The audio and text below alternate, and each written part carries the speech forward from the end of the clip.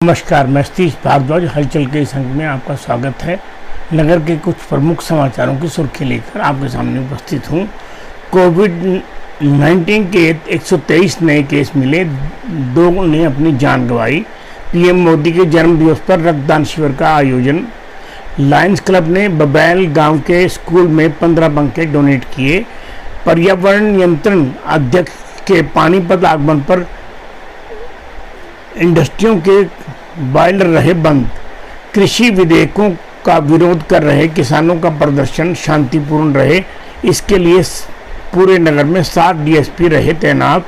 उद्योगों में 75% स्थानीय श्रमिकों को रखने के लिए हरियाणा सरकार के अध्यादेश का उद्यमी करेंगे विरोध। अब समाचार विस्तार से।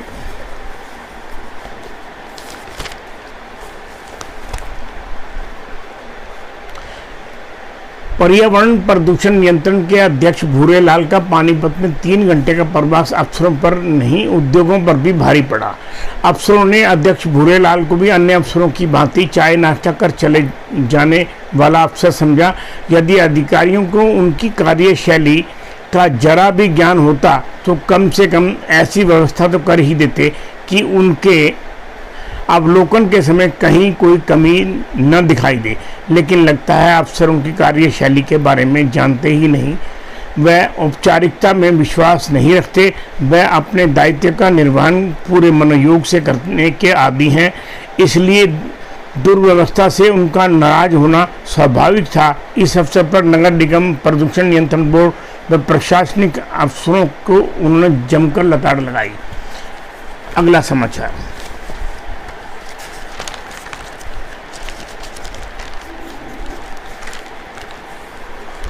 उद्योगों में 75% रोजगार स्थानीय लोगों को देने के लिए जल्द ही हरियाणा सरकार के अध्यादेश आने की चर्चाओं के बाद उद्यमी इसका विरोध करने की तैयारी में। हरियाणा सरकार द्वारा उद्योगों में 75% स्थानीय श्रमिकों को रोजगार देने का अध्यादेश लाने की तैयारी में। अध्यादेश आने से पहले ही इसके विरोध में उद्यमियों ने हरियाणा कॉमर्स ऑफ चैम्बर्स के समक्ष यह कानून बनने के बाद आने वाली मुश्किलों का मुद्दा उठाया है। उद्योग संघ के महासचिव अजय बत्रा ने कहा कि पहले ही हरियाणा का उद्योग जगत श्रमिकों की कमी से जूझ रहा है। लॉकडाउन के बाद सभी ने हालात देखे हैं। ऐसे में इस अध्यादेश के में 75% रोजगार स्थानीय लोगों के लिए रखने से उत्पादन में भारी गिरावट से इनकार नहीं किया जा सकता, क्योंकि जो श्रमिक वर्षों से काम कर रहे हैं उन्हें हटाकर नए श्रमिक रखकर उन्हें काम सिखाने का काम जोखिम भरा है, क्योंकि यह जरूरी नहीं कि वह काम सीखने के बाद उनके पास ही काम करते रहेगा। अन्य प्रदेशों से आने वाले श्रमिकों को यहाँ के उद्योगों में काम करने का अभ्यास वर्षों से है। नया तो वर्षों बाद उस काम को समझेगा और फिर भी जरूरी नहीं है कि वह उस उद्योग में ही काम करता रहेगा। अगला समाचार। लाल बत्ती चौक पर बिना हेलमेट के दुपहिया वाहन चालकों के चालान काट रहे एएसआई नरेंद्र ने के कारण क्षेत्र के दुकानदारों में रोष देखने को मिला। चालान की कार्रवाई पुलिस को रोकनी पड़ी। सड़क पर दुर्घटनाओं में हो रहे इजाफे को देखते हुए पुलिस कप्तान मनीषा चौधरी के निर्देश पर चालान की ये मुहिम चलाई गई थी। एएसआई नरेंद्र ने बताया कि हेलमेट न होने और एक बाइक पर 4 सवारी बैठने वालों को समझाने का प्रयास किया जाता है। अगर फिर भी बात नहीं बनती तो उनके चालान किए जाते हैं। ये हम जनता की भलाई के लिए ही कर रहे हैं ताकि सब सुरक्षित सफ़र कर सकें।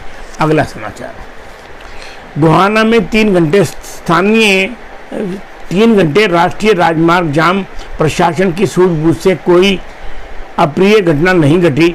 3 घंटे बाद सभी जाम खोल दिए गए। जींद रोड वहीं तीनों कृषि अध्यादेश राज्यसभा के पास होने पर भी किसानों ने सरकार को चेतावनी देते हुए कहा कि यह काला कानून वापस नहीं हुआ तो प्रदेश की सरकार को इसके गंभीर परिणाम भुगतने होंगे। किसानों ने चेतावनी दी कि हरियाणा से दिल्ली जाने वाली सब्जियों पर भी किसानों ने रोक लगाने की चेतावनी दी। वह पूरे हरियाणा में कृषि अध्यादेश का विरोध करने व सड़कों पर उतरने के लिए तैयारी कर रहे हैं किसान। अगला समाचार, कृषि विधेयकों का विरोध कर रहे किसानों पर 700 पुलिसकर्मी और 7 डीएसपीओ ने पूरे शहर में की नाकेबंदी। डीएसपी मुख्यालय सतीश कुमार वत्स ने बताया कि सारे क्षेत्र में 7 डीएसपी 100 पुलिसकर्मियों के साथ पूरे शहर में शांति व्यवस्था के लिए चप्पे चप्पे पर नजर रख रहे थे।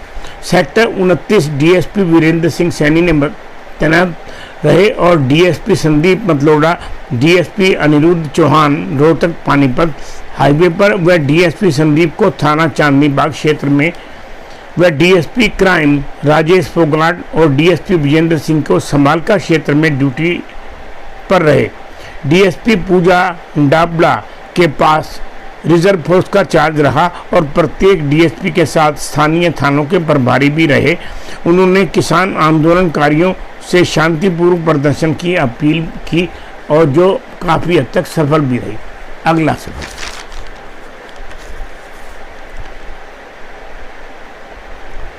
पानीपत में ईपीसीए के चेयरमैन भूरेलाल ने 2.5 घंटे में 4 स्थानों पर निरीक्षण के दौरान अफसरों को जमकर झाड़ पिलाई। उन्होंने यही कहा कि कुछ तो शर्म करो। डीसी के सामने निगम और प्रदूषण नियंत्रण बोर्ड के अधिकारियों से कहा कि कभी काम कैसे होता है, इसके लिए हरियाणा के अफसरों की मिसालें दी जाती थी। आज देख रहा हूँ आप बाहर निकलने को तैयार नहीं हैं, पर्यावरण की किसी भी चिंता नहीं है। औद्योगिक क्षेत्रों को ट्रीटमेंट प्लांट से निकलने वाला पानी दिलाने की ज़रूरत है ताकि सही उपयोग हो सके और भूजल को बचाया जा सके। सबसे पहले निम्बरी कचरा डंपिंग स्टेशन पर कचरे अलग कर दोबारा इस्तेमाल की कोई व्यवस्था नहीं होने पर उन्होंने नाराजगी जताई। पास में ही एक अवैध ब्लीच हाउस चल रहा था, उसे तुरंत बंद करने के निर्देश दिए। चेयरमैन ने सेक्टर 25 में सड़क के किनारे कंस्ट्रक्शन सामग्री के ढेर देखकर गुस्सा दिखाया। वह चेयरमैन भूरेलाल ने 2 दिन में सारा सामान यहां से उठाने के आदेश दिए। सेक्टर 25 में कचरा डंपिंग स्टेशन शहर के बाहर होना चाहिए।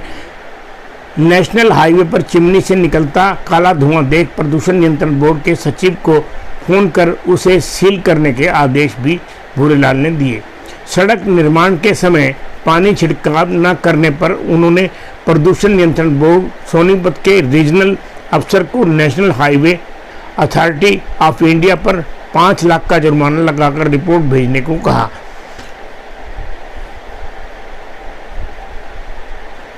बॉयलर में पीएनजी का प्रयोग या कॉमन बॉयलर का इसका विकल्प जरूरी है। सेक्टर 25 का डंपिंग स्टेशन को तुरंत शिफ्ट करने पर जोर दिया। भूरेलाल ने कहा कि नया डंपिंग स्टेशन में कचरे को छांटकर दोबारा प्रयोग में लाने की व्यवस्था भी रहनी चाहिए। अगला समाचार,